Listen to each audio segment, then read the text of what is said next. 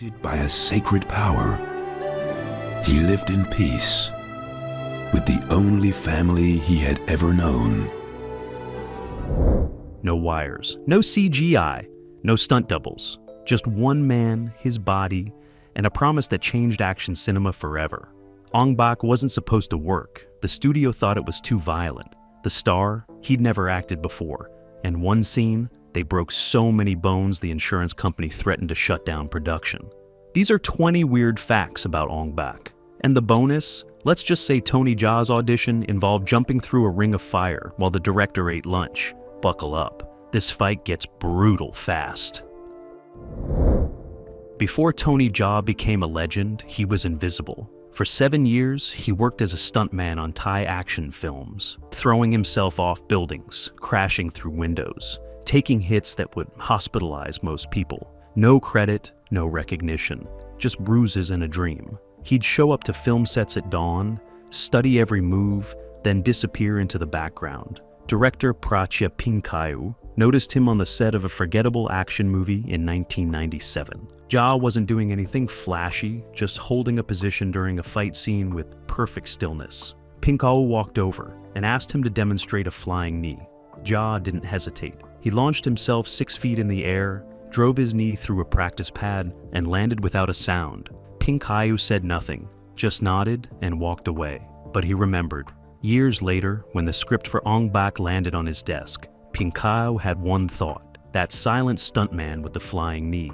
He tracked Jaa down to a small gym outside Bangkok, where he was training kids in Muay Thai for free. Pinkayu offered him the lead role on the spot. No audition, no screen test, just a gut feeling that this unknown fighter could carry an entire film. Jaa said yes without reading the script. He didn't care about the story.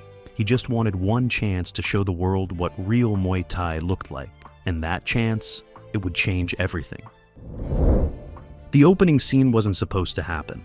Not the way it did. The script called for a simple establishing shot of the village, maybe some monks walking, nothing special. But on the first day of shooting, something went wrong.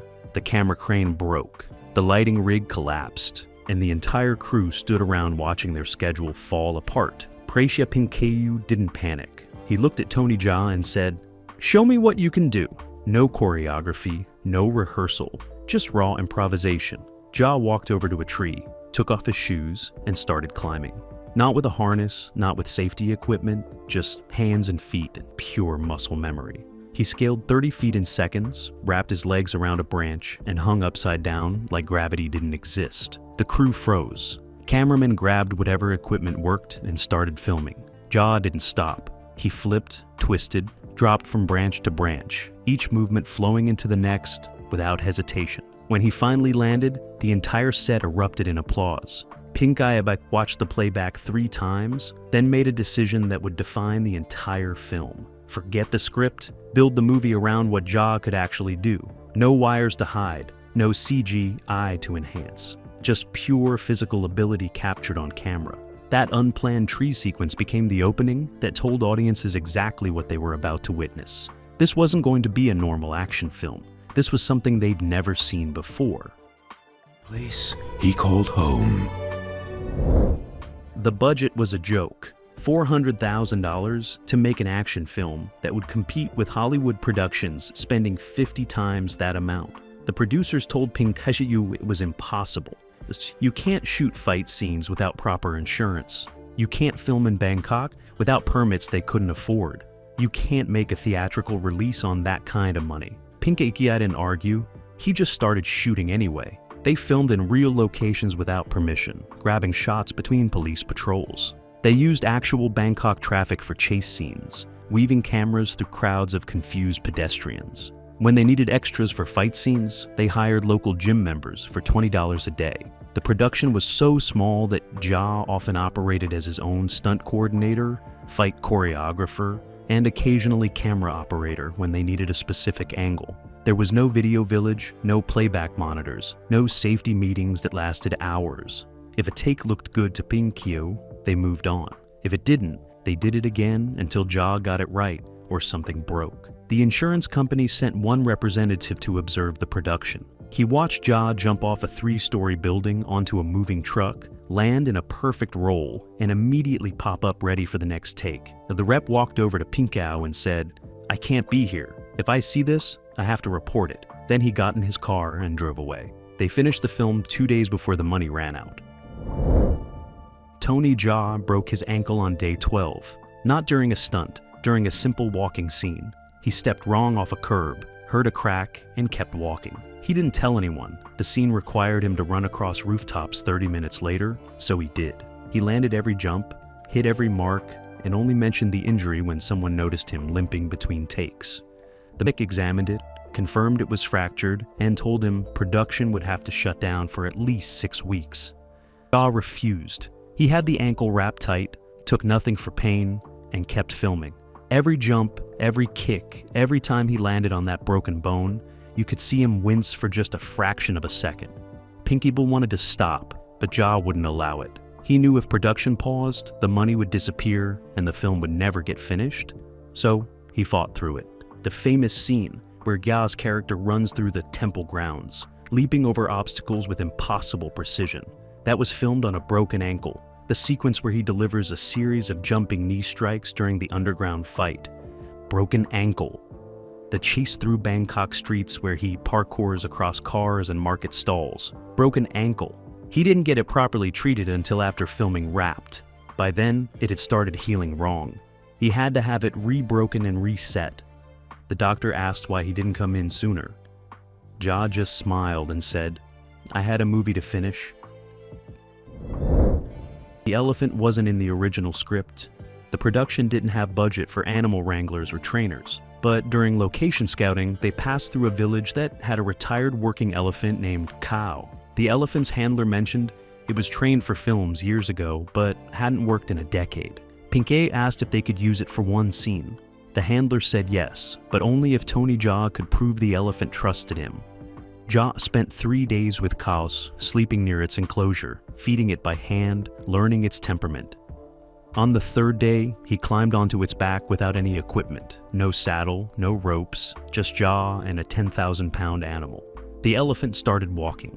Jaa stood up on its back while it moved. Then he started jumping, landing back on the elephant's spine without any support. The handler watched in silence. After 10 minutes, he nodded and said, "The elephant has chosen him. You can film." That trust became the emotional core of the entire movie. Every scene between Jaa and the elephant was real. When Ong Bak's character shows grief over the stolen Buddha head, Jaa channeled his actual connection with Kao. When the final fight happens and the elephant appears, that wasn't movie magic. That was an animal responding to someone it recognized and trusted. After filming, the production paid the handler enough money to retire Kao properly. And Jaa visited that elephant every few months for years afterward. Because some bonds, they don't break when the cameras stop rolling. Tuk chase wasn't choreographed. It was survival. The script called for a pursuit through Bangkok streets, but the production couldn't afford to shut down any roads. So they filmed it live in real traffic, with actual pedestrians and vehicles everywhere. Tony Jaa drove the tuk-tuk himself. No stunt driver, no safety vehicle following behind. Just Jaa weaving through congested streets at speeds those vehicles were never meant to reach. The camera crew followed in a pickup truck, filming through the open bed, praying they wouldn't lose sight of him. 3 cameras broke during the sequence when the truck hit potholes. 2 cameramen had to get stitches after being thrown around in the back. And Jaa, he just kept pushing the tuk-tuk faster. At one point, he took a corner too hard, and the vehicle went up on 2 wheels. For 3 full seconds, it balanced on the edge of flipping. The crew thought they'd just killed their star, but Jaa shifted his weight, the tuk-tuk slammed back down, and he accelerated into the next turn without slowing. They filmed the entire sequence in one continuous 12-minute take. No cuts, no safety breaks, no second chances. When Pinkeo yelled, "Cut," Jaa pulled over, climbed out of the tuk-tuk, and his hands were shaking so badly he couldn't hold a water bottle. Not from fear, from adrenaline. He'd just driven through one of the world's most chaotic cities in a motorized tricycle like he was fleeing for his life. And, in a way, he was. Because if that scene didn't work, they didn't have money or time to reshoot it. Underground fight club scenes were filmed in an actual illegal fighting venue. The production couldn't afford to build a set. so they made a deal with some very dangerous people. They'd film between midnight and 4 a.m. when the real fights weren't scheduled, and in exchange, the fighters who worked there would appear in the movie. No one signed releases, no one used their real names, and the production was warned that if police showed up, everyone would have to run. The atmosphere on those nights was electric and terrifying. Real fighters surrounded the cameras, watching Jaa perform moves they had used to break bones for money. If the choreography looked fake, if Jaa didn't sell the impact, the entire room would know it, and they'd probably shut down the production. Pink Ayu told Jaa before the first take, "These men fight for survival. Show them respect or we're done." Jaa nodded and walked into the ring. The first opponent was a Muay Thai veteran with scar tissue thick as leather across his shins. He threw a testing kick at half speed. Jaa checked it perfectly, then countered with a knee that stopped 1 inch from the man's ribs. The control was absolute. The fighter smiled and gave a small bow. They filmed for 3 nights in that venue. Every punch, every elbow, every knee strike had to be perfect because the audience wasn't extras. They were professionals who dedicated their lives to fighting. And when Jaa delivered the final knockout sequence, the entire room erupted in genuine applause. Not because it was movie violence, because it was real technique executed with mastery. Number 8. Tony Jaa didn't speak English when filming began. Not a word. The script was in Thai, but the producers knew they'd need an international version eventually. So every night after filming, Jaa worked with a translator, trying to learn his lines phonetically. He'd repeat English phrases for hours, not understanding what they meant, just memorizing sounds. When they finally filmed the English dialogue scenes, Jaa delivered his lines flawlessly. The producer thought he'd learned the language, but after Pinkub yelled cut, someone asked Jaa a question in English. He just stared blankly and responded in Thai. He had no idea what he'd just said on camera. He'd simply memorized the sounds and trusted they were correct. The producers panicked. They needed him to do interviews, to promote the film internationally, but their star couldn't communicate in the language most of the world spoke, so they made a decision that would define Jaa's early career. Let the action speak for itself. In every international interview, they'd show clips first, then let Jaa demonstrate techniques live. Words didn't matter when he could jump 8 feet in the air and drive his knee through a practice pad. When Ong Bak premiered at international film festivals, Jaa didn't do traditional press conferences. He did live demonstrations. He'd perform the moves from the film right there on stage, and audiences would go insane without him saying a single word. It wasn't until years later, after making 2 more films, that Jaa finally learned conversational English. By then, his body had already spoken louder than any language ever could. Number 9. The bone-breaking sound effects. They weren't added in post-production, at least not all of them. During fight scenes, the production had a Foley artist on set with celery stalks, chicken bones, and bamboo rods. After each impact, if the hit looked real but sounded weak, they'd snap something immediately and record it live. The technique gave the fights a visceral, immediate quality that CGI sound design couldn't replicate. But it also meant every take had to be perfect. If Jaa missed a mark or the timing was off, the Foley artist would have wasted materials and they'd have to reset. During the famous Muay Thai demonstration scene, where Jaa takes on multiple opponents in succession, they filmed it in one continuous shot. 9 minutes of fighting without a single cut. The Foley artist stood just off camera with an entire table of breakable materials. Each time Jaa landed a strike, the artist would snap something in perfect rhythm. By the end of the take, the table looked like a crime scene. Broken bones everywhere, shattered wood, crushed vegetables. And the sound? It sold the impact in a way that post-production sweetening never could. Years later, sound designers studied Ong Bak to understand why the fights felt so brutal. They discovered it wasn't just the choreography or the camera work. It was the fact that the breaking sounds happened in the same moment as the visual impact, creating a psychological response in viewers that computer-generated sounds couldn't achieve. The production had stumbled into a technique through necessity and budget limitations that made the film more visceral than productions with 50 times the resources. Number 10. Priya Pinkeu filmed the final fight sequence 27 times.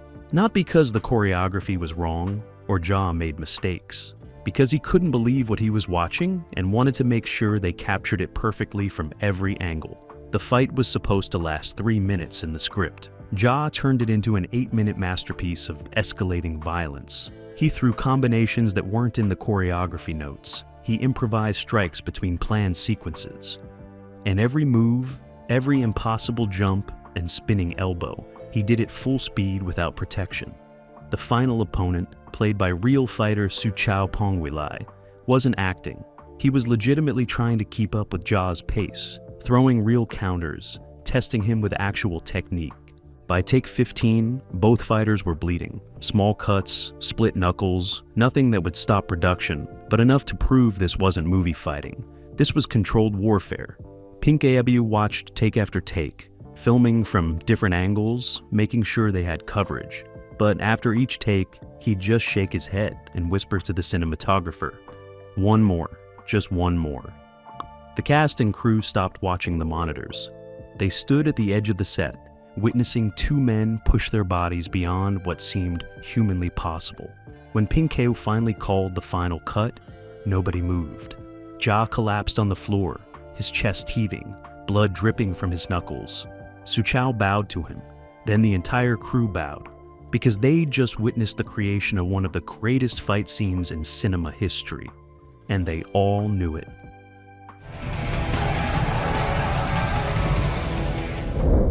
Want to know something wild? Every single temple scene was filmed without permission. The production couldn't afford location fees, so they'd show up at dawn with minimal crew and grab shots before monks or authorities noticed. Tony Jaa would perform entire sequences in one take because they didn't have time for coverage. Guards would spot them, start walking over, and Pinkoya would yell "cut," and they'd pack up and run. The famous scene where Jaa climbs the temple walls, that was filmed in 17 minutes flat. They set up 2 cameras, Jaa scaled the 40-foot wall twice, and they were gone before security arrived. Later, when the film became a hit, those same temples invited them back for official photos. But during production, they were basically cinematic outlaws stealing shots wherever they could. The guerrilla approach gave the film a raw, urgent energy that permitted productions lose. Every frame felt stolen because it was. And that desperation, it translated directly to the screen. By a sacred power. The wirework debate nearly destroyed the production. International distributors saw early footage and demanded wires for the bigger jumps. They said Western audiences wouldn't believe a human could move like that without assistance. Pinkaebu refused. The entire point was to prove these moves were real, so they made a compromise that changed action cinema forever. They'd show every major stunt 3 times. Wide shot, medium shot, close-up. Same move, different angles, continuous take. The technique became Ong Bak's signature. When Jaa jumps through the barbed wire ring, you see it from 3 perspectives without cuts. When he does the elbow drop from 12 feet up, 3 angles prove it's real. Skeptical distributors watched the footage and finally believed. No wires, no CGI, just 1 man and 3 cameras capturing the impossible. That innovation influenced every martial arts film that followed. Hey, pretty intense so far, right? If you're feeling the impact of these facts, go ahead and like or subscribe, because coming up, we've got shattered bones, a scene that made the crew physically ill, and the moment Tony Jaa realized his body couldn't keep doing this forever. Trust me, the second half gets even more brutal. The marketplace chase scene hospitalized 3 stuntmen, not because of Jaa, because they tried to keep up with him. The choreography called for Jaa to run across vendors' carts, jump through narrow gaps, and vault over obstacles at full speed. The stunt team practiced for weeks, but when cameras rolled, Jaa didn't run at practice speed. He went full out, muscle memory from years of training taking over completely. Stuntmen scrambled to match his pace. One landed wrong, jumping between rooftops, and shattered his wrist. Another mistimed a leap over a cart and crashed face first into a wooden beam. The third simply couldn't maintain the speed and collapsed from exhaustion halfway through the take. Jaa kept going. He didn't know anyone behind him had fallen. The camera followed him for 3 full minutes of continuous parkour through a crowded market. When Pinkeo finally yelled "cut," medics rushed to the injured stuntman. Jaa walked back, saw the damage, and immediately apologized. But Pinkeo made a decision. they'd keep using that take because it captured something raw and dangerous that rehearsed choreography never could. The film's title, Ong Bak, refers to a sacred Buddha statue. But there was a problem. Using religious imagery in an action film was considered deeply disrespectful in Thailand. Buddhist leaders heard about the production and tried to shut it down. They said showing violence connected to Buddha was sacrilege. Pinkeo met with monks and temple leaders for weeks, explaining the story's message. The villain steals the Buddha head, and the hero fights to return it. It's about respect, about restoring what was taken. Slowly, some leaders softened, but others remained opposed. The production filmed anyway, knowing they might face legal consequences after release. When Ong Bak premiered in Bangkok, protesters gathered outside theaters. But something unexpected happened. Audiences embraced it. They saw the film as celebrating Thai culture and Muay Thai tradition, not disrespecting Buddhism. The controversy faded, and eventually, even some of the monks who'd protested admitted the film had brought international attention to Thai martial arts. Sometimes the right story justifies the risk, even when it means challenging sacred ground. Tony Jaa's knees gave out during the final week of filming. Years of training, combined with shooting impact after impact without proper recovery time, had destroyed the cartilage. A doctor examined him and said if he kept filming, he'd need surgery within months and might never fight again. Jaa had 3 scenes left. He wrapped both knees in compression bandages, took nothing for pain, and finished the movie. Every jump in those final scenes was agony. You can see it if you watch closely. His landings are slightly different, more controlled, because his body was breaking down. The moment Pinkayu called final wrap, Jaa collapsed. They carried him to a hospital where doctors discovered he'd fractured both kneecaps and torn multiple ligaments. He spent 4 months in recovery, and when he returned to training, he had to relearn basic movements because his knees no longer worked the same way. That's the hidden cost of Ong Bak's no wires philosophy. Tony Jaa gave everything, including parts of his body that would never fully heal, to prove those moves were real. The international distributors wanted to add a love story. They said Western audiences needed emotional stakes beyond just retrieving a Buddha head. Pankahlau refused. He'd seen too many martial arts films ruined by forced romance that slowed the pacing and diluted the action. The distributors threatened to reduce the film's release. Pinkau called their bluff and stood firm. Ong Bak would be pure action, pure Muay Thai, pure Tony Jaa doing impossible things. No romantic subplot, no unnecessary drama, just a simple story driving toward relentless fight sequences. When the film finally released internationally, critics initially complained about the thin plot, but audiences didn't care. They'd never seen action like this. The film became a cult phenomenon specifically because it wasn't diluted with conventional story elements. It was 90 minutes of watching a human do superhuman things. That purity, that refusal to compromise, became the film's greatest strength. Sometimes less story means more impact. And Ong Bak proved that action could carry an entire film if the action was extraordinary enough to make everything else irrelevant.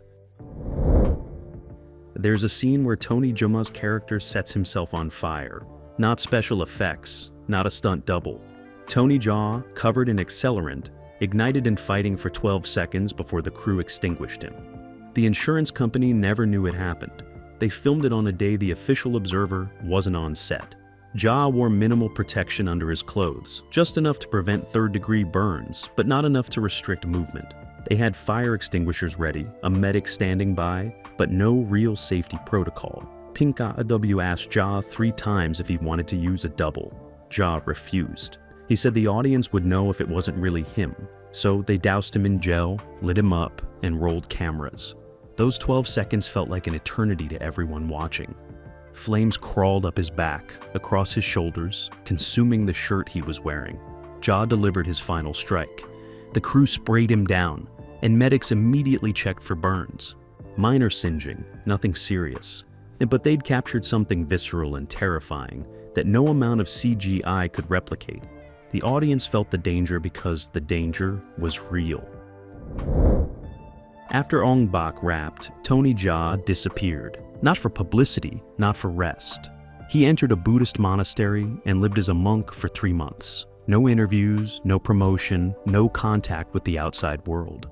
Pink-Yu frantically called everyone trying to locate him because the film was about to release and their star had vanished. Jaa later explained that filming had pushed him to a dark place. The violence, even choreographed violence, had affected his spirit. He needed to cleanse himself and to reconnect with the Buddhist principles he'd been raised with. During those 3 months, he didn't train, didn't fight, just meditated and studied Dharma. When he finally emerged, the film had become an international sensation. Distributors wanted sequels immediately, but Jaa moved slowly, carefully, never quite returning to the intensity he'd shown in Ong Bak. He'd proven what his body could do and paid a price that went beyond physical. The monastery gave him perspective. His body would heal eventually, but his spirit needed that time to recover from creating something so brutal it had left scars nobody could see. Number 19. The film was rejected by the Cannes Film Festival twice. Programmers said it was too violent, too niche, too specifically Thai to appeal to international audiences. Pink Eye submitted it to smaller festivals instead, and word started spreading. Underground screenings happened in Los Angeles, New York, Paris. People bootlegged copies and showed them in martial arts schools. The film was becoming a phenomenon without official distribution. Quentin Tarantino saw a bootleg copy and flipped. He immediately contacted distributors about bringing it to America. His endorsement changed everything. Suddenly, the film that was too violent for Cannes was getting theatrical releases worldwide. Tarantino told reporters that Tony Jaa was the next Bruce Lee, that Ong Bak represented the future of action cinema. Major studios started paying attention, and the film that made $400,000 became a $40 million worldwide success, all because Pinkao refused to compromise. And Tony Jaa's body told a story that transcended language and culture. Sometimes rejection is just the universe testing whether you're willing to prove everyone wrong. Number 20. Most action films hide their secrets.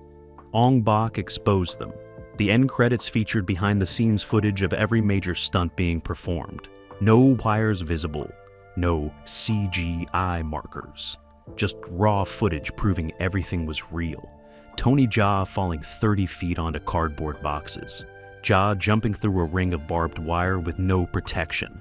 Jaa getting kicked and elbowed by real fighters throwing real strikes. The footage was brutal, honest, sometimes hard to watch. But it served as undeniable proof that changed how audiences viewed action cinema. After Ong Bak, viewers started demanding that transparency. They wanted to know what was real and what was enhanced. The film didn't just showcase incredible martial arts. It challenged the entire industry to stop hiding behind special effects and safety measures. It asked a dangerous question. What if we showed people what the human body can actually do? And Tony Jaa's broken, battered, extraordinary body provided the answer. Nothing Hollywood created with computers could match what one dedicated martial artist could achieve, with nothing but training, courage, and a willingness to sacrifice everything for a single perfect take. Bonus fact: the audition wasn't normal. Prachya Pink-Yu set up a ring of fire in a parking lot, put it between Tony Jaa and the door, and went back to eating his lunch. He didn't explain the test or give instructions. He just watched. Jaa stared at the flames for 30 seconds, studying the height and width. Then he took 3 steps back, sprinted forward, and launched himself through the center. He landed in a perfect roll, popped up, and looked at Pink-Yu. The director kept eating, gestured for him to do it again. Jaa went through the fire 7 more times, each jump different, spinning, backwards, twisting midair. His clothes had scorch marks, his hair was singed, but he never hesitated. After the 8th jump, Pink-Yu finally put down his food and said, "You'll destroy your body making this film. You understand that?" Jaa nodded. "I know." Pink-Yu smiled. "Good, you're hired." That parking lot audition set the tone for everything that followed. Ong Bak wasn't going to be safe or sensible. It was going to be real, dangerous, and unforgettable.